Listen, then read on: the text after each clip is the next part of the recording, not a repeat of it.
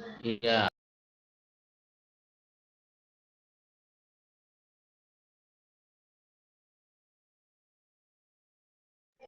lanjut. Sejarah awal, bunyi Arab merujuk pada sistem bunyi yang digunakan dalam bahasa Arab. Sistem bunyi ini melibatkan penggunaan bunyi-bunyi vokal dan konsonan yang digunakan dalam bahasa Arab. Sejarah bunyi Arab dapat dilihat dari perkembangan sistem bunyi ini sepanjang sejarah bahasa Arab. Bahasa Arab adalah salah satu bahasa rumit, dan sejarahnya dapat ditelusuri kembali ribuan tahun ke masa prasejarah di wilayah semenanjung Arab. Bahasa Arab telah mengalami berbagai perubahan sepanjang sejarahnya, termasuk perubahan dalam sistem bunyi.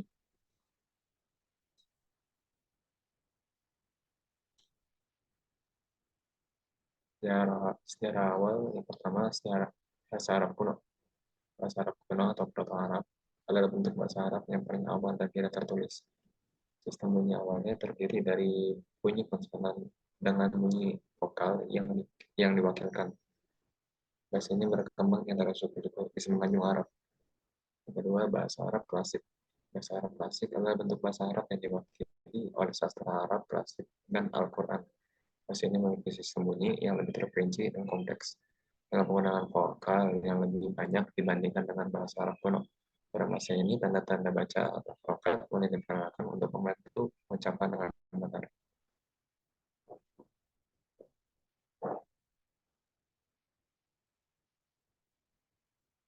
Selanjutnya akan dilanjutkan oleh kawan saya. Banyak silakan. Oke, selanjutnya bahasa Arab pertengahan. Pada abad pertengahan, bahasa Arab mengalami perubahan yang signifikan dalam sistem bunyinya. Beberapa perubahan fonologis dan gramatikal terjadi, dan variasi dialek-dialek regional mulai muncul. Dialek-dialek ini memiliki perbedaan bunyi yang signifikan. Kemudian bahasa Arab modern terbagi menjadi beberapa dialek yang sangat berbeda satu sama lain dalam hal sistem bunyi, tata bahasa, dan kosakata. Meskipun Al-Quran tetap menjadi referensi utama dalam bahasa Arab, banyak perbedaan dialek antara berbagai negara Arab. Bahasa Arab modern yang digunakan dalam komunikasi sehari-hari memiliki variasi dialek yang signifikan, dan beberapa dialek ini memiliki perbedaan bunyi yang mencolok. Oleh karena itu, seorang yang mempelajari bahasa Arab perlu memahami perbedaan-perbedaan bunyi ini tergantung pada dialek yang mereka pelajari atau gunakan. Selain itu, dalam sistem tulisan Arab, huruf-hurufnya tidak hanya digunakan untuk menggambarkan konsonan, tapi juga vokal dengan bantuan harokat atau tanda-tanda vokal. Ini membantu dalam pengucapan yang benar, terutama bagi non-penutur asli bahasa Arab.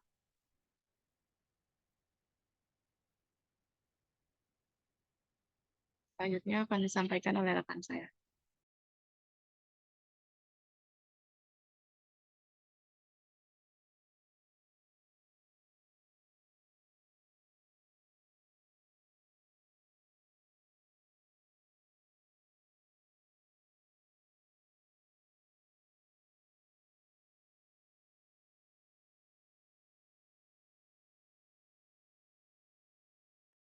Kan Lala lagi ada kendala sinyal tadi, belum bisa masuk. Ya, untuk selanjutnya ada tokoh dan ilmuwan bunyi bahasa Arab generasi awal. Pertama ada Abu al-Aswad ad-Duali. Kelahiran kajian bunyi bahasa Arab berawal dari upaya yang dilakukan oleh Abu al-Aswad ad-Duali dalam memberikan tanda bunyi vokal berupa titik pada mushaf Al-Quran, utamanya pada akhir kata, sehingga orang-orang dapat melafalkannya dengan benar tanpa perbedaan bunyi vokal akhir kata. Kajian bunyi bahasa masa Abu al-Aswad ad-Duali masih terbatas pada kajian fisiologis dalam penentuan tanda bunyi vokal yang menyertai konsonan Arab. Kemudian yang kedua ada Nasr bin Asim. Bila Abu al-Aswad ad-Duali berperan dalam penandaan bunyi vokal, Nasr bin Asim berperan pada penandaan bunyi konsonan yang berupa yang serupa tulisannya seperti konsonan ta, ba, ya, nun, dan ta. Konsonan zai dan ro, konsonan jim, ha, kho, konsonan dal, zai, konsonan sin, shin, konsonan do, sod, konsonan to, zo, dan konsonan fa, kof. Semua konsonan tersebut pada awalnya tidak ada tanda-tanda titiknya, sehingga bagi orang selain Arab sulit untuk membedakannya.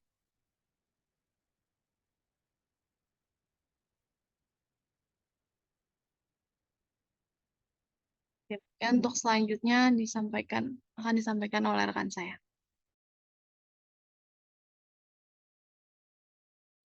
Oke, yang selanjutnya itu ada Al-Khalil bin Ahmad Al-Farahidi. Al-Khalil bin Ahmad menyempurnakan penadaan pada tulisan Arab. Fathah yang awalnya berupa titik di atas huruf Arab diganti dengan huruf alif. Minor dengan posisi horizontal di atas huruf.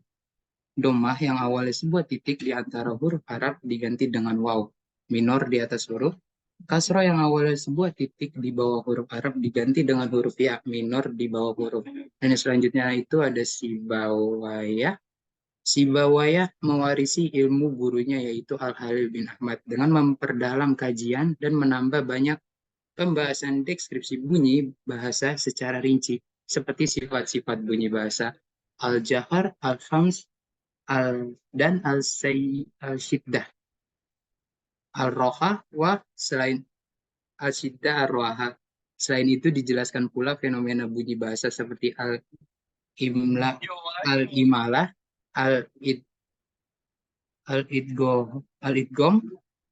Pernyataan ini yang kemudian dijelaskan secara lebih rinci oleh Ibnu Jini sehingga menjadi teori bunyi bahasa Arab yang sangat memukau yang nilainya terungkap pada kajian bunyi bahasa kontemporer. Yang selanjutnya akan disampaikan oleh rekan saya.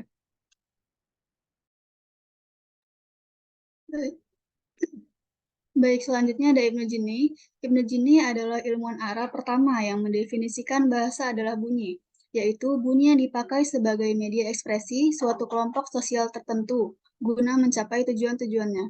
Tidak satupun ilmuwan dari zamannya hingga saat ini yang menentang definisi tersebut. Bahkan definisi ini dipakai hingga saat ini oleh ilmuwan-ilmuwan bahasa kontemporer. Selanjutnya ada Ibnu Sina. Ibnu Sina mengerahkan segala upayanya dalam memahami pemikiran-pemikiran bunyi bahasa ilmuwan-ilmuwan bunyi bahasa yang mendahuluinya, sehingga mendapatkan pemahaman yang sangat dalam. Pada awal abad ke-5 Hijriah, tampak adanya upaya pembaharuan kajian bunyi bahasa yang dilakukan oleh Ibnu Sina. Kajian bunyi bahasa dilatar belakangi oleh pengetahuannya tentang kedokteran dan berlandaskan metode ilmiah anatomi.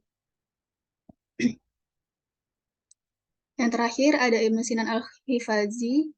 Ibnu Sinan Al-Khifazi adalah ilmuwan yang menerapkan kajian bunyi bahasa pada bidang ilmu balaghah atau retorika. Dalam karyanya Sir al-Fasohah, kajian bunyi bahasa menjadi landasan pembahasan kefasihan ungkapan dan kefasihan wacana, serta menjadi kesesuaian atau harmoni bunyi landasan utama kefasihan sebuah kata dan syarat pokok kefasihan wacana. Terima kasih. Saya serahkan kepada moderator. Terima kasih atas pemaparannya. Mungkin segitu saja pemaparan materi dari kelompok saya, dan kalau misalnya ada yang ingin ditanyakan, silakan raise-nya atau bisa chat di kolom chat.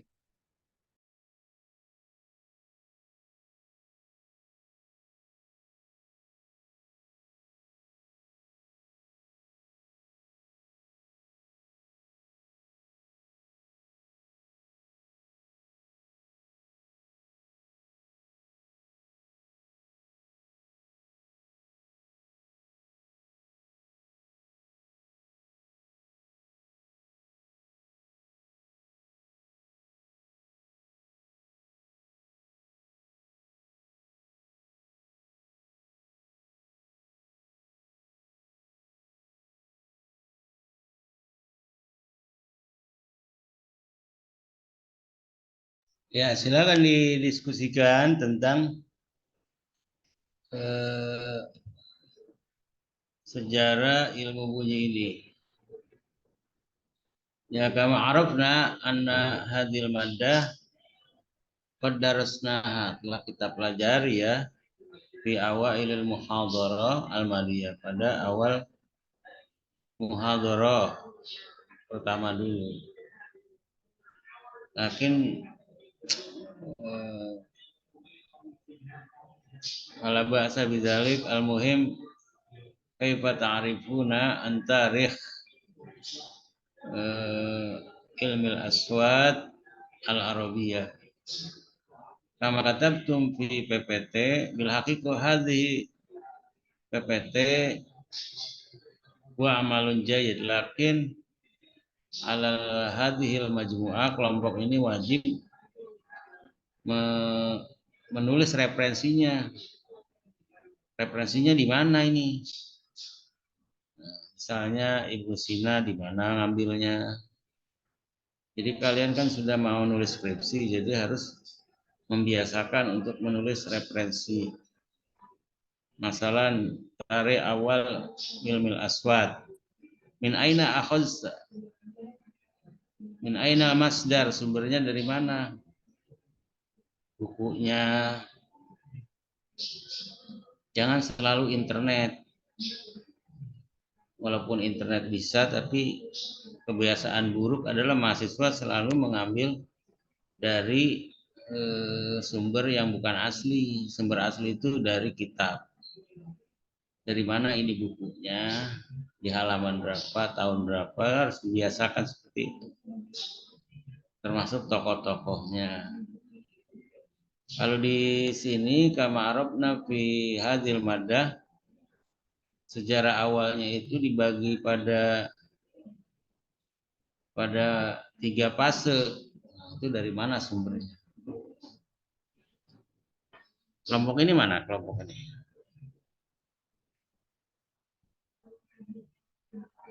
Ya. Yes, San. Ya, dari mana ente ngambil bahwa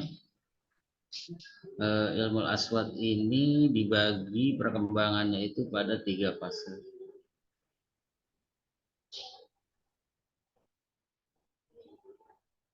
Kalau 3 fase itu di situ bangsa apa di situ? Kalau kamu tulis klasik di situ bangsa yang mana? Contohnya. Apa ini umum apa khusus? Kalau ini saya lihat ini pembahasannya khusus ya, fokus pada ilmu aswad al-arabiyah. Sini katanya kembali kepada Al-Qur'anul Karim ya. Kalau oke, kita bahas dulu nabahas tarikh ilmil aswad min janib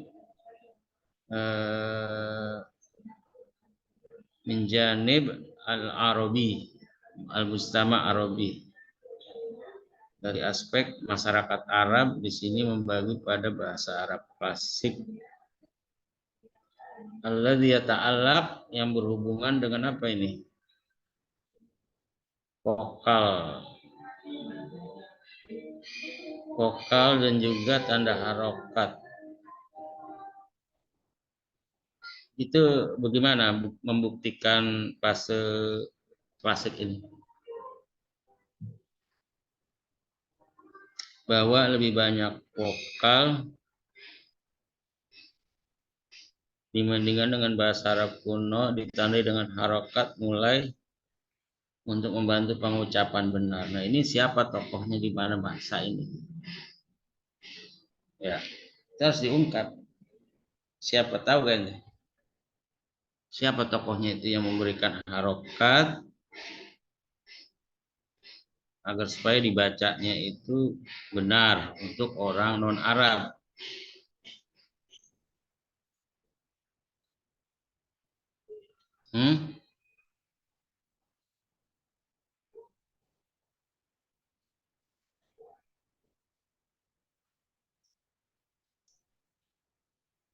Jangan diam, harus mencari.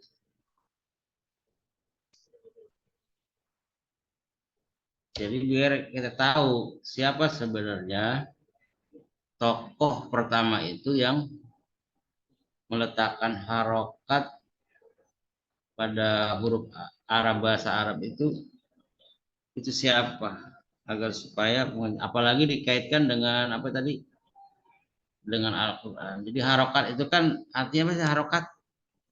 Haikal, harokat artinya apa? Tanda baca.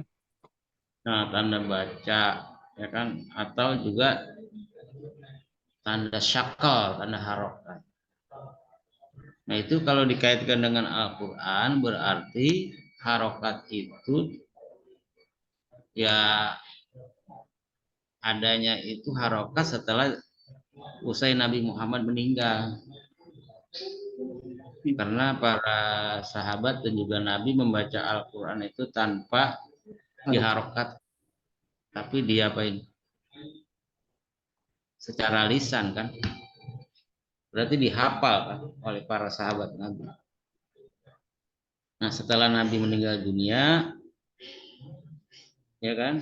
Nah, itu memang Al-Quran itu dikumpulkan, tapi belum ada harokatnya.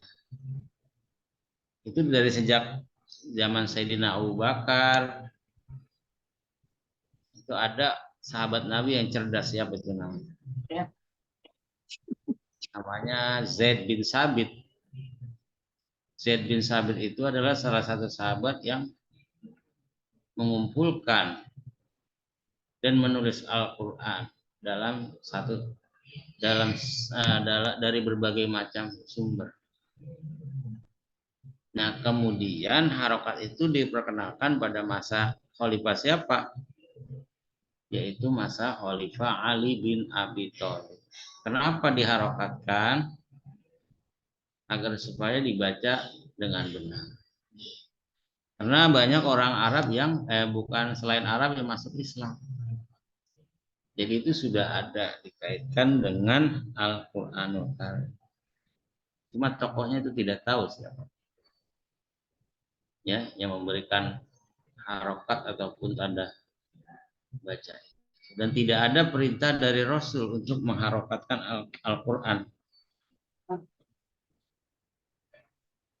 Nah, kemudian kalau abad pertengahan ini bahasa Arab mengalami perubahan bunyi, fonologis, dan variasi dialek, memiliki perbedaan. Bahasa Arab modern, ini yang ketiga.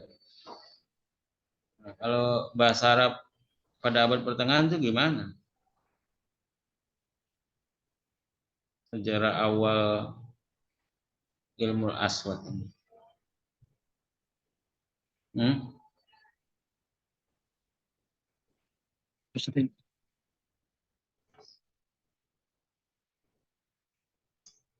Gimana kelompok ini? Jangan diem aja.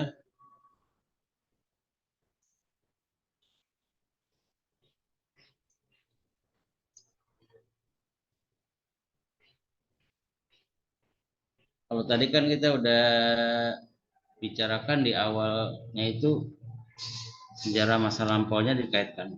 Sekarang kalau bahasa Arab pada masa pertengahan itu gimana?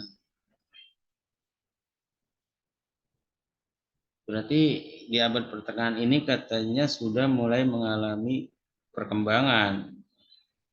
Kalau dikaitkan dengan ilmu aswad ya tentang sistem bunyi.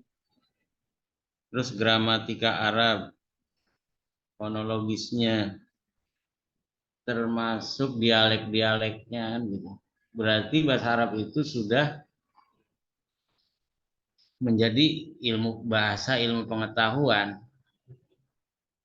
Bukan hanya di bidang agama tapi juga dalam bidang bahasa dan sastra. Kan gitu. Melalui penerjemahan dan juga pengembangan titik koma segala macam. Kalau regional itu ya terjadinya perkembangan dialek atau lahja bahasa Arab itu sendiri. Orang Saudi, orang Sudan, orang Mesir itu memiliki lahja tersendiri. Lahja di dalam menggunakan bahasa Amiyah tentunya. Kalau bahasa pusat sama semua. Al-Quran, hadis. Cuma bila dikaitkan dengan lahja ataupun dialek, nah ini yang kemudian menjadi masalah. Lahja Mesir beda dengan lahja Sudan, lahja Saudi. Itu kan di abad pertengahannya ya. Nah di modernnya ini lebih hebat lagi.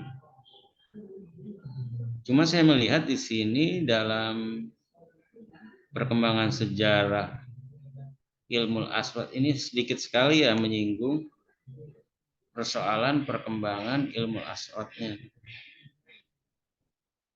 Itu. Jadi bagaimana kalian bicara tentang sejarah perkembangan ilmu aswad, itu yang kita ingin bongkar di sini. Yang sebenarnya sudah dibahas oleh kita semua pada pertemuan lalu.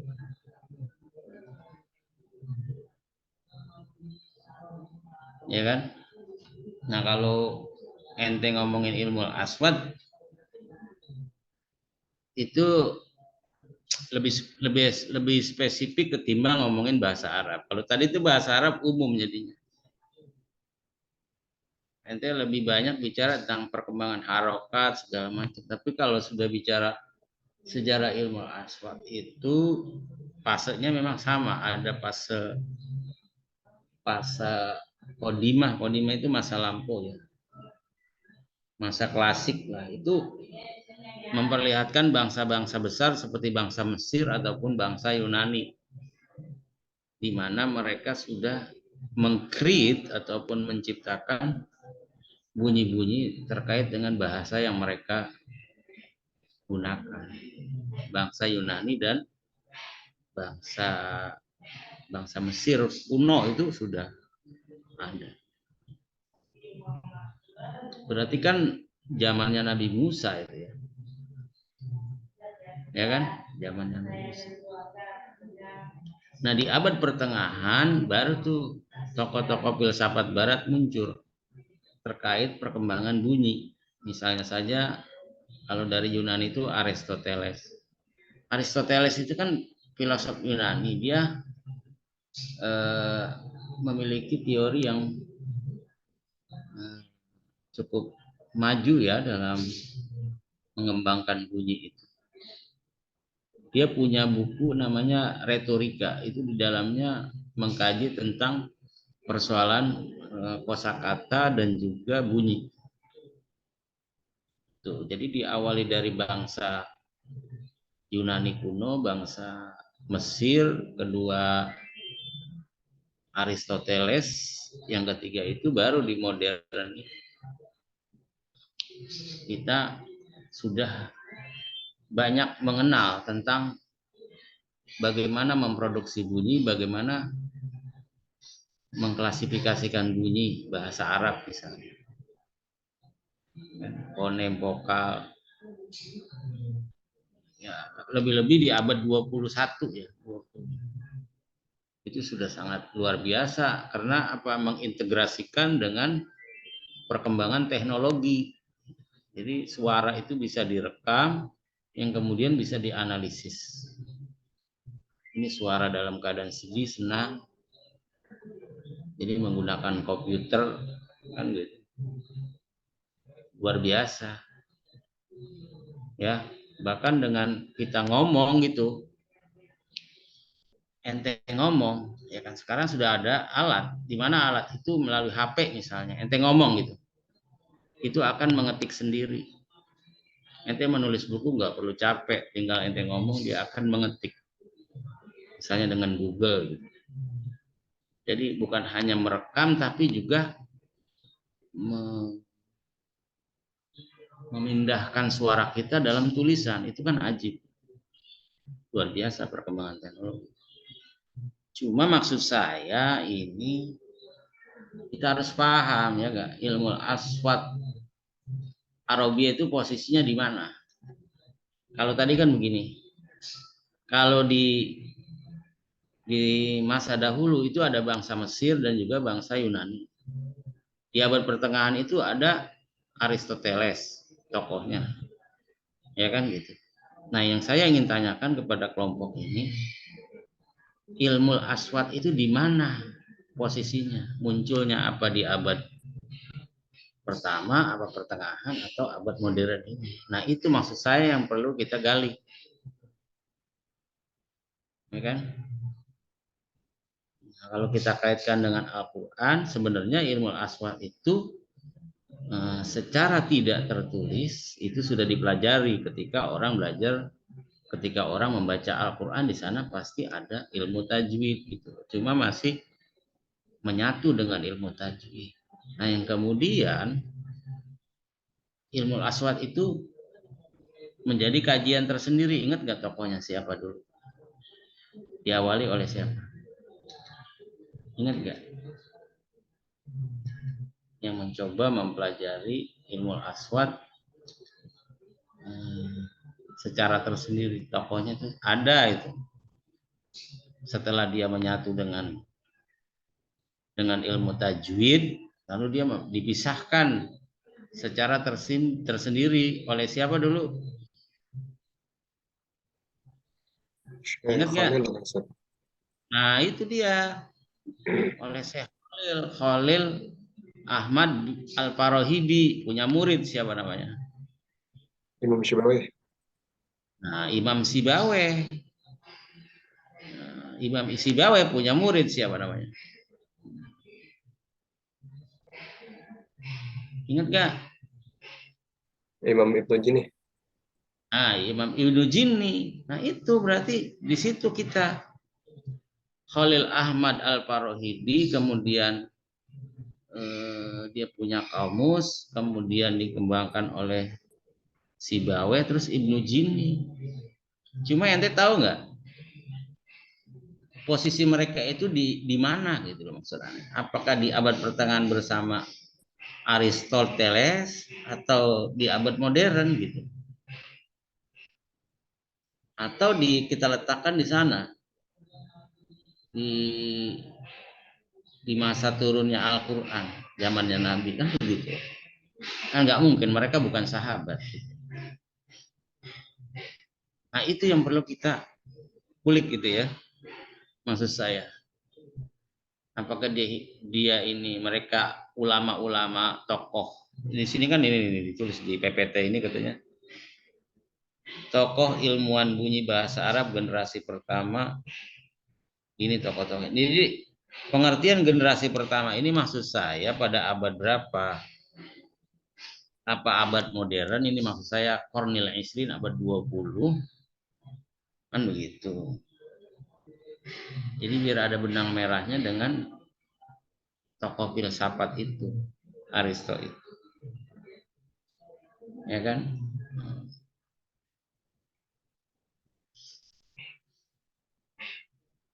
Nah, kemudian kalau ente ngomongin peran bangsa Arab dalam mengembangkan ilmu bunyi bahasa Arab ini, banyak sekali sudah kalau zaman sekarang.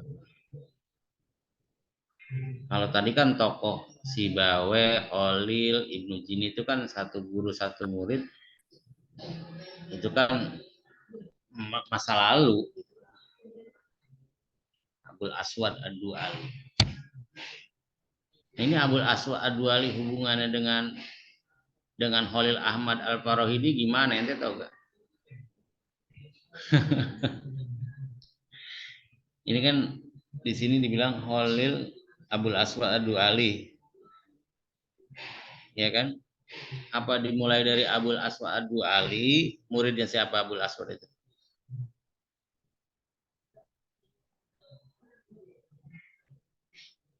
Halo. Woi. Abul Aswad Ad-Du'ali itu muridnya siapa? Muridnya Baba Haji ya?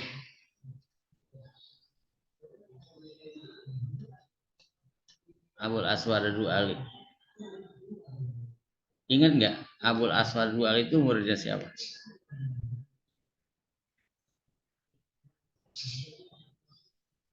Haidar.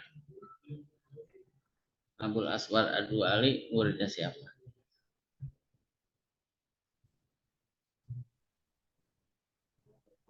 Sayyidina Ali bin Abi Thalib. Nah iya, Sayyidina Ali bin Abi Thalib. Jadi itu dia masuknya ke sahabat apa tabiin gitu? Abul Aswad. Tabiin. Iya, tabiin berarti dia. Berarti jauh sebelum Farahidi nih. Karena kan Khalil Ahmad Al-Farahidi punya murid Sibawayh. Sibawayh punya murid Imam Ibnu Jini. Imam Ibnu Jini belakangan. Berarti Abul Aswad Ad-Du'ali ini kan dia orang Irak, tinggal lahir di Irak, dianggap orang yang punya peran dalam mengkaji bentuk-bentuk huruf bahasa Arab dan pengaruh bunyi. Ya, terutama adalah gramatika Arab, nahwu dan sorof itu peletak pertamanya dia akibat komunikasi dengan Sayyidina Ali bin Abi Thalib itu. Kemudian dia klasifikasikan bunyi-bunyi bahasa Arab itu ada yang cukup dominan, ada yang tidak dominan, yang kadang mempengaruhi perubahan kata. Maka Abul Aswad Ad-Du'ali itu sebenarnya bukan hanya mengkaji gramatikanya, Bang, tapi sampai mengkaji nutqul huruf, mengucapkan huruf dan kata dengan benar. Oleh karenanya Abul Aswad Ad-Du'ali ini dikatakan sebagai kal muallim lil udaba wasyu'ara. Abul Aswad Ad-Du'ali ini seperti tokoh-tokoh sastrawan, gurunya tokoh sastrawan dan juga penyair di zamannya. Jadi punya peran besar dalam bidang kebahasaan atau linguistik termasuk sastra Arab. Itu Abul Aswad Ad-Du'ali. Dia Abul Aswad Ad-Du'ali ini termasuk hidup di masa ini. Sekarang kita ngomongin ini nih, ngomongin bahasa Arab versi Arab ya. Kalau tadi kan versi umum itu bangsa Yunani dan juga bangsa Mesir, kemudian Aristoteles. Kalau sekarang kita ngomongin sejak diturunkannya Al-Quran itu tadi itu saya kaitkan dengan histori ya, sejarah di mana Al-Quran turun, sahabat mendengar Nabi baca Al-Quran, lalu mereka tulis, tapi nggak ada harokat kan begitu. Nah kemudian muncullah itu yang namanya Abul Aswad Ad-Du'ali. Yang ngasih harokat itu siapa ya? Tahu nggak ente? Orang yang pertama ngasih harokat dan titik.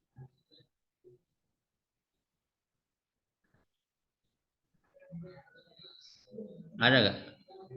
Kan Al-Quran awalnya nggak dikasih itu, nggak ada harokatnya, nggak ada titiknya, bagaimana itu ya?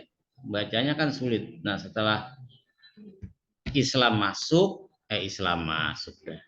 Islam menyebar ke negara-negara non Arab gitu ya. Itu kan bacanya susah, soalnya sin dan sa dan ta itu nggak ada titiknya, bingung Bang bacanya. Ini dibaca kalau ha, ba dan ta, kalau nggak ada titiknya itu apa habbatun biji, apa hayatun ular. Ini sayaqulus sufaha'u. Ini sinnya ada sin kecil yang nggak ada titiknya atau sya. Nah itu kan susah. Maka ketika Islam menyebar ke wilayah luar Timur Tengah itu membutuhkan harokat. Karena sahabat itu menerima Al-Quran kan secara lisan, bukan secara tulisan. Mereka hafal, mereka emang jago bahasa Arab secara lisan aja. Ya kan? Tapi mereka harokatnya ngikutin apa yang didengar. Nah kemudian pada zaman Sayyidina Abu Bakar As-Siddiq itulah baru Nabi meninggal dunia, Abu Bakar jadi khalifah. Abu Bakar memerintahkan Zaid bin Sabit sebagai sekretaris Al-Quran pada saat itu untuk mengumpulkan dan menulis Al-Quran dari berbagai macam sumber. Nah harokat di dalam Al-Quran itu diperkenalkan pada masa Ali bin Abi Thalib memang.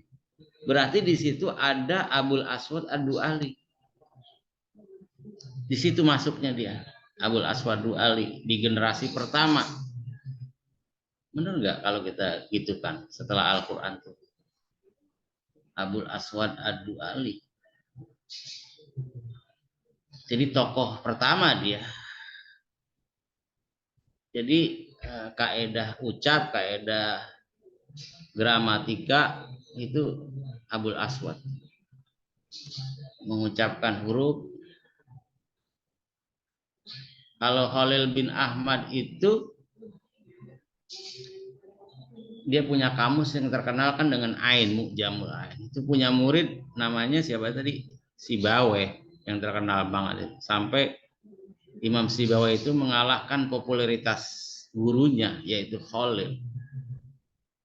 Imam Sibaweh dibilang jago nahu kata orang pesantren, padahal bukan hanya jago nahu sorok, tapi Imam Sibaweh itu sebagai peletak batu pertama juga di dalam apa itu? Imam Sibaweh di samping dia hidup pada Imam Sibaweh muridnya Khalil, tapi terkait dengan pengucapan Abul Aswad Imam Sibaweh. Nah, yang kemudian kalau kita perhatikan di sini berarti siapa yang tadi Abul Aswad Adu Ali itu dia di awal-awal masa pertama, ya kan? Termasuk Khalil bin Ahmad Al-Farohidi, terus Abul Aswad Adu Ali itu generasi pertama. Nah, selanjutnya dilanjutkan oleh Sibaweh dilanjutkan oleh Imam Ibnu Jinni. Benar nggak? Baru di abad modern ini di abad pertengahan ya. Abad pertengahan. Ya kan? Nah, ulama Islam ini udah banyak tuh abad pertengahan. Khwarizmi, Ibnu Sina. Padahal Ibnu Sina itu dia lebih dikenal sebagai apa itu, Haidar? Dokteran, Ustaz. Hah? Ibnu Sina, kedokteran. Ya, kedokteran dia. Ibnu Sina lebih dikenal di bidang medis. Kayaknya Avicenna itu.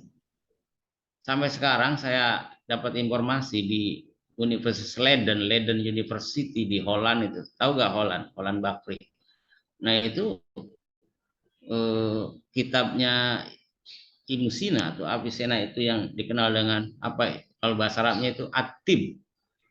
Itu masih dikaji ulang menjadi buku referensi SKS perkuliahan di Leiden University tentang teori-teori medis farmasi di Avicenna. Itu kan sudah masuk di abad pertengahan bersama Khwarizmi. Dia ahli apa ya? Ini tahu gak Khwarizmi ahli apa? Siapa yang tahu Khwarizmi? Di matematika, Ustaz. Ya, matematika seperti aljabar itu kan tokoh-tokoh semua. Jadi peletak kemajuan medis, kemajuan teknologi komputer, era digital itu adalah 0, 0, karena Al-Quran itu bicara tentang dari 0. Itu semuanya sebenarnya Islam gitu loh. Cuma karena dunia Islam sejak runtuhnya Khilafah Turki Utsmani, maka Islam sampai saat ini ya belum bisa bangkit sehingga ada hegemoni Barat ataupun Eropa di mana Barat dan Eropa berusaha untuk menguasai dunia ini, khususnya dunia ketiga. Dunia ketiga itu diberikan nama dengan Ad-Dual An-Namiyah, negara berkembang. Apalagi negara keempat, Dual Fakiroh, negara miskin. Negara berkembang itu memang sengaja dijadikan ATM negara-negara maju. Kalau negara-negara miskin itu hanyalah dijadikan alat untuk apa ya? Memang sengaja diciptakan harus ada negara miskin dan negara berkembang. Sehingga kita lebih mengenal Aristoteles, Plato, lebih mengenal siapa sih orang-orang Barat itu tokoh-tokohnya. Einstein siapa? Ya kan? Einstein terus segala macam lah. Alvin Toffler apa segala macam lah. Padahal peletak batu pertama itu adalah tokoh-tokoh ulama-ulama Islam itu. Ya gak? Nah, yang perlu kita perhatikan adalah Sibawayh itu siapa ya Sibawayh? Imam Sibawayh. Ada yang tahu nggak? Imam Sibawayh.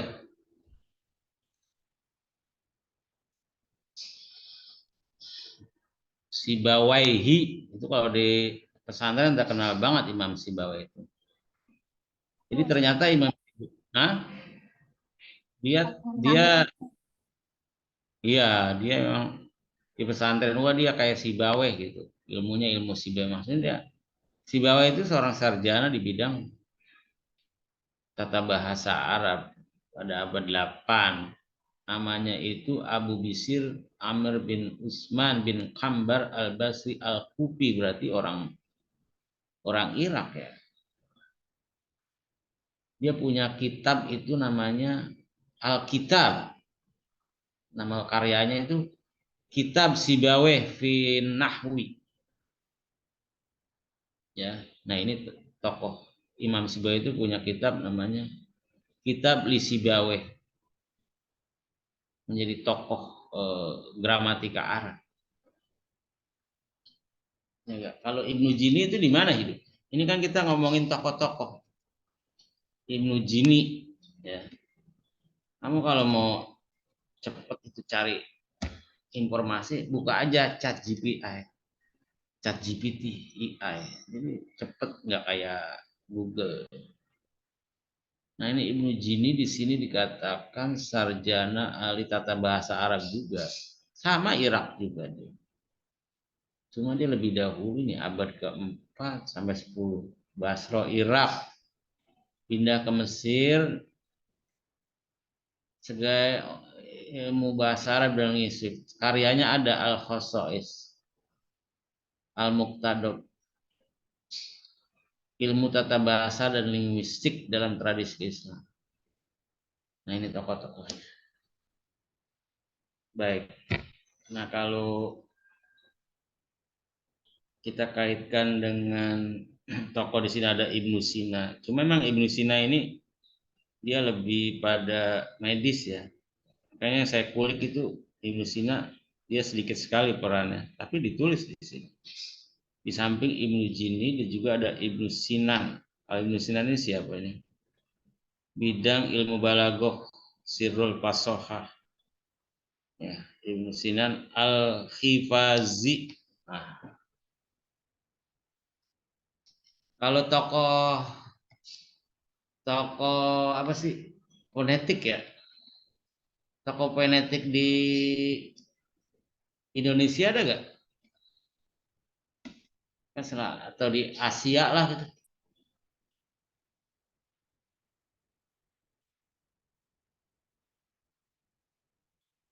Cuma yang mengkaji tentang ilmu fonetik itu jadi abad modern ini banyak. Antaranya Profesor Dr. Sumarlam UI. Penelitian tentang aspek fonetik bahasa Indonesia dan cuman dia bahasa ini Indonesia coy. Tokoh fonetik bahasa Indonesia, bahasa Arab itu siapa ya? Tokohnya, tokoh fonetik di bahasa Arab cuma di Indonesia. Nah, coba lihat tokoh fonetik bahasa Indonesia. Ada di sini. Oh iya nih saya kenal baik, cuma sudah meninggal dunia. Yang pertama Profesor Dr. Baharudin Ahmad UI. Dia kajian penelitian ini yang pertama kali dia fonetik. Abdul Haris Nasution UI juga. Rahmat Aziz Gajah Mada, Quraish Shihab. Ini termasuknya. MH Ainun Najib. Ya, aspek fonetiknya. Memang kadang-kadang Cak Nun itu memberikan contoh ya. Gimana? Pengucapan. Baik, ini untuk kelompok berapa ya? Kelompok 4, Ustaz. Kelompok 4 ya. Ada lagi nggak yang mau maju? Hah? Kelompok lain nggak ada? Kelompok 4 aja. Oh, kelompok 4 aja. Baik, ada pernyataan? Kalau nggak ada pertanyaan. Ya, bila tidak ada, kita cukupkan. Saya mohon kepada kawan-kawan bagusnya ya menulis referensi buku dan halamannya. Jangan sekedar begitu. Kalau bisa digandeng atasnya Arab, bawah Indonesia, Arab Indonesia. Jadi jangan merasa senang Anda itu menulis PPT makalah pakai bahasa Indonesia, tapi Anda menghindar Arab. Padahal Anda di bidang bahasa Arab. Oh, sulit saya menerjemahkan, Ustaz. Gampang. Buka aja Chat GPT, AI. Saya sudah coba ya Chat GPT menerjemahkan. Makanya saya sudah curiga banyak ini dengan mahasiswa. Penerjemahannya bagus banget gitu kan. Nggak taunya menggunakan Chat GPT semua. Tidak menjadi masalah karena kita hidup di era digital seperti ini. Sudah begitu mudahnya kita menerjemahkan teks-teks Arab atau bahasa apapun melalui ChatGPT. Tapi yang terpenting adalah mampu mempertanggungjawabkan apa yang kita tulis. Yang jadi masalah kan ditanya nggak bisa, itu yang masalah. Jadi kita memang tidak bisa dilepaskan oleh teknologi yang membuat kita itu semakin pinter sebenarnya kalau mau buka-buka. Kalau makalah begini kan sederhana banget. Cuman kalau kita kembangkan itu lebih menjadi menarik kajiannya. Karena kita hidup di era dimudahkan dengan teknologi. Baik, saya serahkan semuanya kepada ketua. Kita tutup saja. Yo Icoy.